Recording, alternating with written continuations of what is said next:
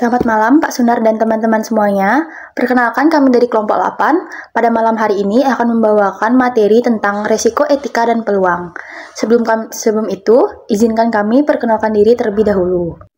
Baik, perkenalkan nama saya Nimadi Janis Cinta Dewi, absen 15. Perkenalkan, nama saya Yovita Juniat Ancis, nomor absen 22.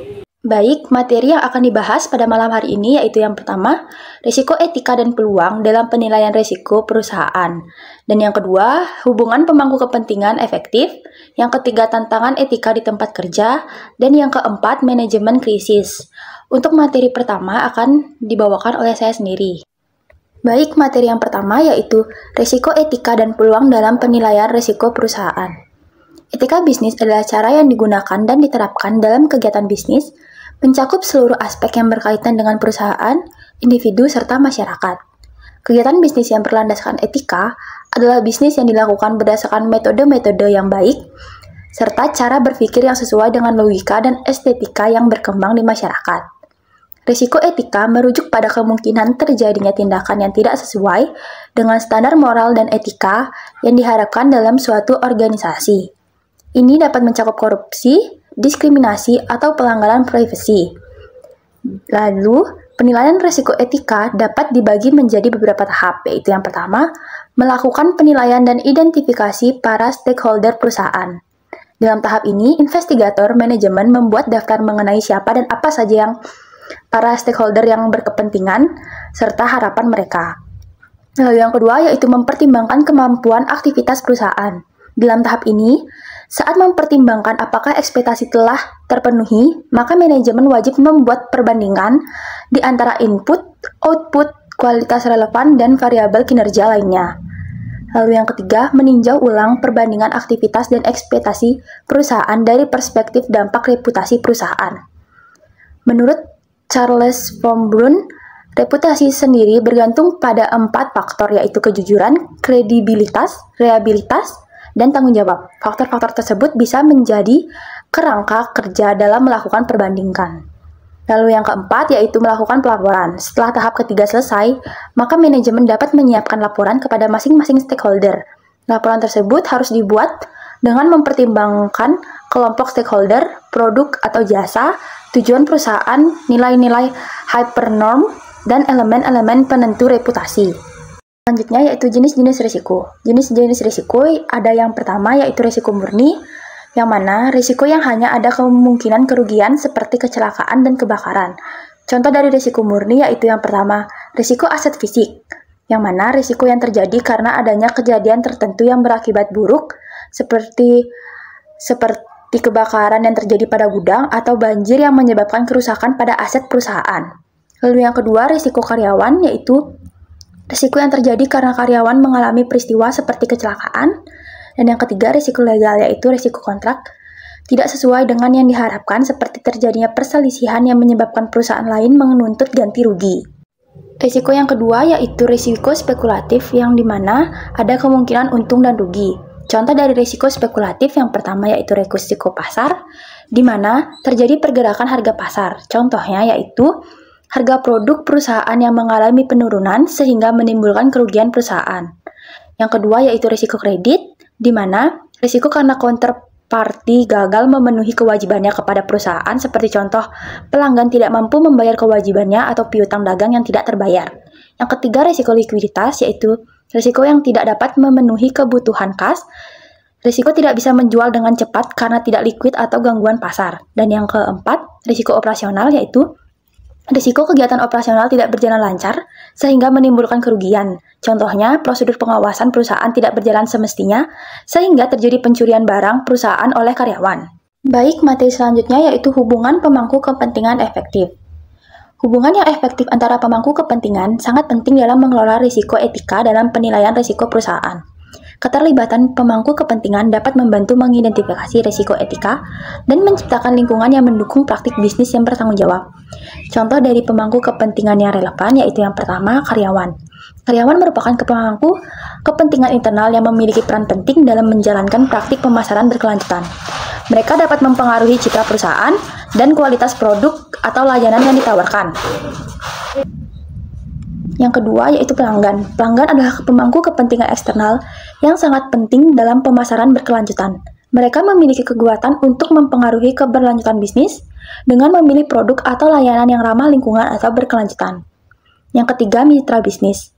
Mitra bisnis termasuk pemasok, distributor, dan mitra strategis lainnya. Kerjasama yang berkelanjutan dengan mitra bisnis dapat mendukung praktik pemasaran berkelanjutan dan menciptakan nilai bagi semua pihak. Lalu yang keempat yaitu komunitas lokal. Komunitas lokal merupakan pemangku kepentingan yang penting dalam konteks pemasaran berkelanjutan. Keterlibatan dan dukungan komunitas lokal dapat memperkuat citra perusahaan dan membangun hubungan yang berkelanjutan. Yang kelima yaitu regulator. Regulator memiliki peran penting dalam mengatur praktik pemasaran dan memastikan kepatuhan terhadap standar lingkungan dan etika. Keterlibatan yang baik dalam regulator dapat mendukung pemasaran berkelanjutan.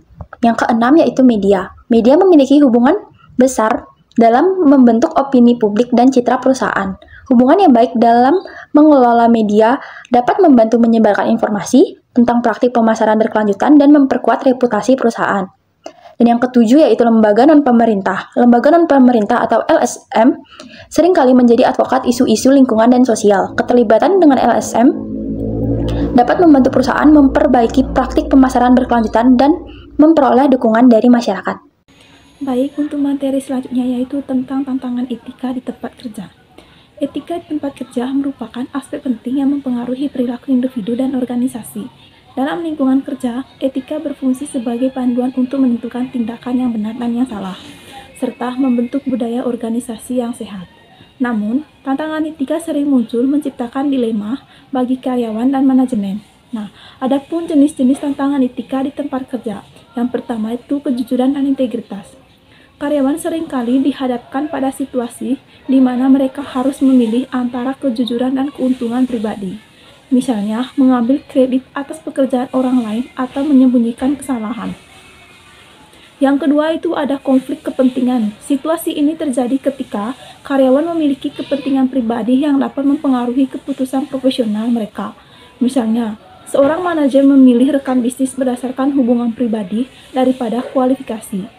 Yang ketiga itu ada pelecehan dan diskriminasi. Masalah ini mencakup perilaku tidak pantas atau perilaku tidak adil terhadap karyawan berdasarkan gender, ras, atau faktor lainnya. Hal ini dapat merusak moral dan produktivitas tim. Baik, yang keempat itu ada privasi karyawan. Dengan meningkatnya penggunaan teknologi, isu privasi menjadi semakin relevan. Karyawan mungkin merasa bahwa privasi mereka tergantung oleh pengawasan yang berlebihan. Yang kelima itu outsourcing. Praktik outsourcing dapat menimbulkan tantangan etika terkait perlindungan hak-hak karyawan, transparansi dalam praktik kerja, dan kesetaraan perlakuan antara karyawan internal dan eksternal. Selanjutnya, tata cara mengatasi tantangan etika. Adapun tata cara mengatasi tantangan etika, yang pertama itu ada pelatihan etika. Perusahaan harus memberikan pelatihan etika secara berkala untuk meningkatkan kesadaran karyawan tentang isu-isu etika yang mungkin mereka hadapi. Yang kedua itu membangun budaya etika. Organisasi harus menciptakan lingkungan yang mendukung perilaku etis dengan menetapkan standar yang jelas dan memberikan penghargaan kepada karyawan yang menunjukkan integritas. Nah, yang ketiga itu kebijakan laporan. Menyediakan saluran bagi karyawan untuk melaporkan pelanggaran etika tanpa takut akan pembalasan sangat penting untuk menjaga integritas organisasi. Yang keempat, analisis risiko. Karyawan harus dilatih untuk melakukan analisis risiko sebelum mengambil keputusan yang mungkin memiliki implikasi etis. Yang kelima atau yang terakhir, transparansi dalam praktik bisnis. Perusahaan harus memastikan bahwa semua praktis bisnis dilakukan dengan transparansi untuk menghindari potensi konflik kepentingan dan meningkatkan akuntabilitas.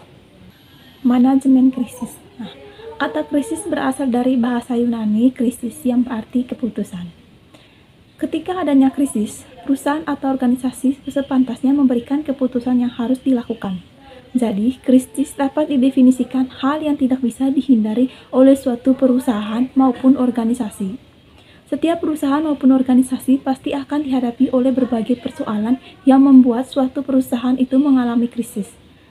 Apabila krisis dalam suatu perusahaan atau organisasi tidak ditangani dengan baik, maka akan menimbulkan reputasi yang sangat buruk.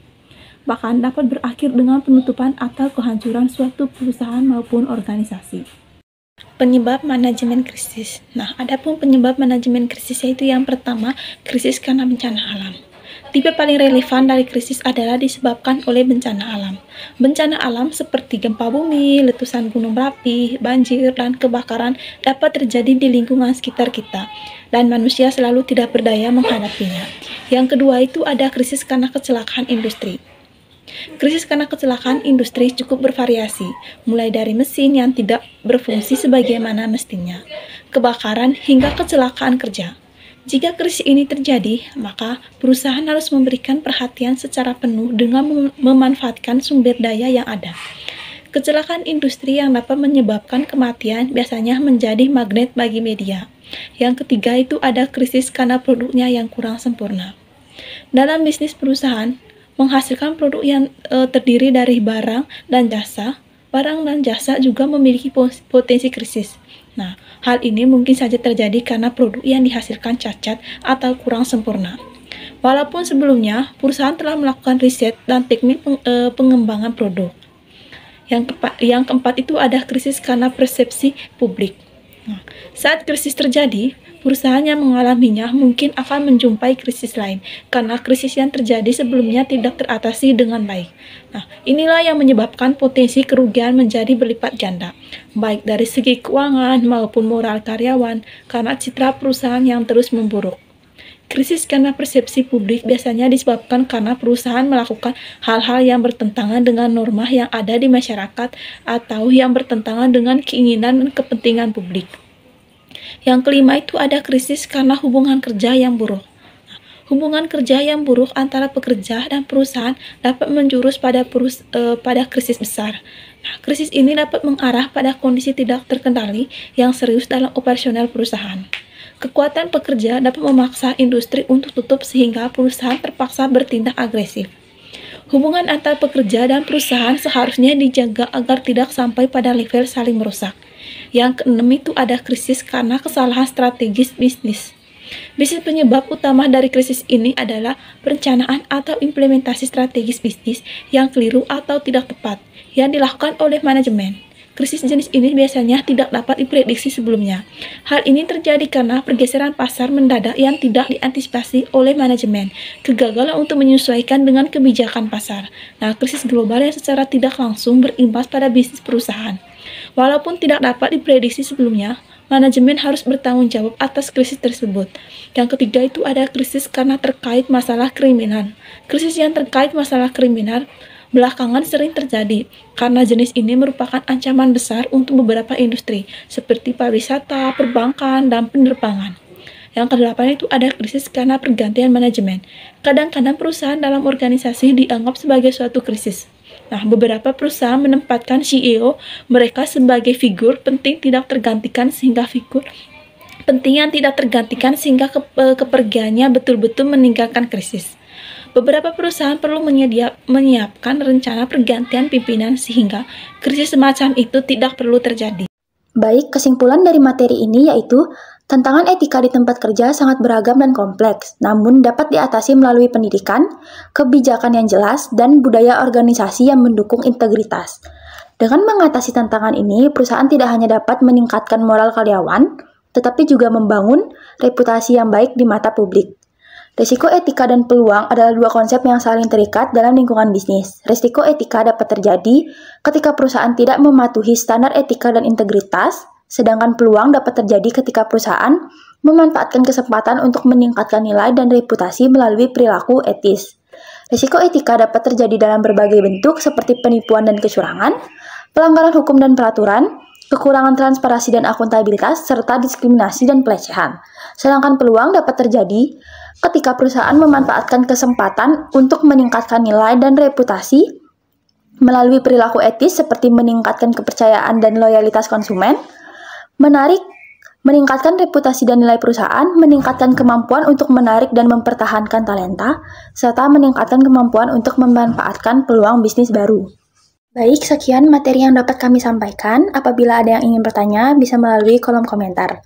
Kami tutup presentasi kali ini. Terima kasih dan selamat malam.